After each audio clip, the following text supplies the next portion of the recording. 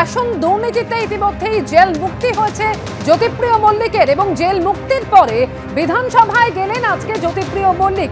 সেখানে গিয়ে কিছুক্ষণ থাকলেন মুখ্য সচেতক নির্মল ঘোষের ঘরে এবং বিধানসভায় গিয়ে সারলেন প্রয়োজনীয় কাজ।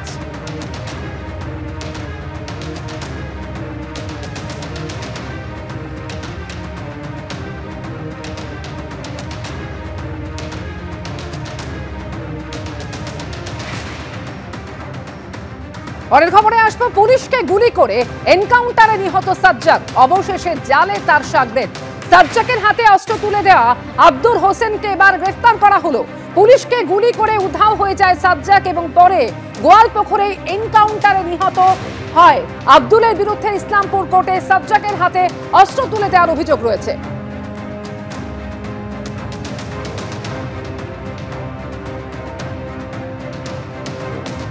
ফের রাজ্যে অগ্নিকাণ্ড, এবার হাওড়ার বন্ধ বার্ন স্ট্যান্ডার্ড কারখানায় ভয়াবহ আগুন লাগলো। কারখানার গোডাউনে প্রচুর পরিমাণে মজুদ দাহ্য বস্তুতে আগুন লাগে। প্রাথমিক তদন্তে এমনই অনুমান করছে দমকল। কি কারণে দাহ্য বস্তুতে আগুন লাগলো তা খতিয়ে দেখা হচ্ছে। বছর দশেক আগে বন্ধ হয়ে যাওয়া রেলের ওয়াগন তৈরির কারখানায় বিধ্বংসী আগুন। সোমবার সন্ধ্যায় হাওড়ার বার্ন স্ট্যান্ডার্ড যে কারখানা, সেই কারখানায় বিধ্বংসী আগুন লেগেছে। এটা স্থানীয়দের থেকে জানা যায় যে 2014 সালে এই কারখানা বন্ধ হয়ে যায়। তারপর থেকে বন্ধ অবস্থাতেই ছিল। আচমকা আজকে সন্ধ্যেবেলা এই কারখানার ভিতর থেকে প্রথমে ধোঁয়া দেখা যায়, তারপর বিধ্বংসী আগুন কারখানার একটি অংশকে কার্যত গ্রাস করে নিয়েছে।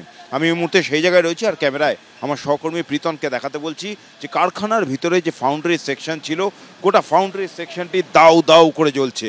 ভিতরে সম্ভবত রাসায়নিক রয়েছে এমনটাই আশঙ্কা করছেন দমকলের কর্মীরা। আর সেই রাসায়নিক থেকেই কিন্তু এই বিধ্বংসী আগুন, এবং এই আগুনের কারণে কিন্তু চরম আতঙ্ক দানা বেঁধেছে এই এলাকার মানুষের কাছে।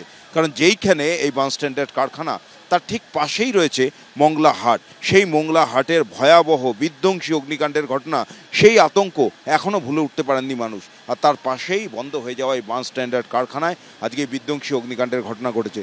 একে একে দুর্নীতির মামলায় সতীর্থদের জামিন, ফের অসুস্থ পার্থ চট্টোপাধ্যায়। প্রেসিডেন্সি জেলে শ্বাসকষ্ট হওয়ায় পার্থকে আনা হয়েছে এসএসকেএমে।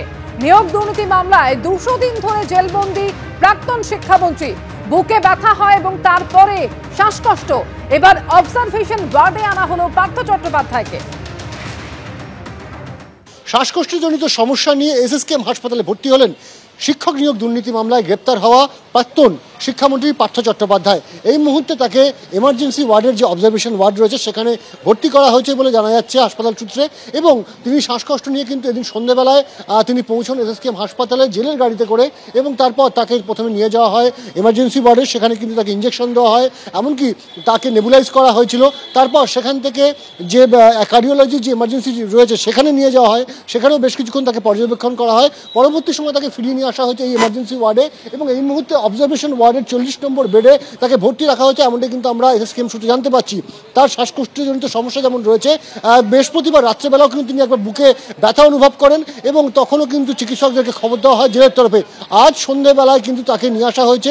যখন তিনি আসেন হাসপাতালে তার মুখে কিন্তু অক্সিজেন মাস্ক ছিল, এবং যেটা হাসপাতাল সূত্রে জানতে পারছি এমার্জেন্সি ওয়ার্ডে নিয়ে যাওয়ার পর তাকে কিন্তু প্রাথমিকভাবে শ্বাসকষ্টের যে ধরনের পরিষেবা দেওয়া হয় বা যে ধরনের চিকিৎসা দেওয়া হয় সেগুলো করা হয়েছে, এবং এই মুহূর্তে তাকে অবজারভেশন ওয়ার্ডে ভর্তি রাখা হয়েছে এমনটা কিন্তু আমরা জানতে পারছি। ক্যামেরায় অঞ্জন বিশ্বাসের সাথে অঞ্জন বিশ্বাস, এলপি আনন্দ, কলকাতা।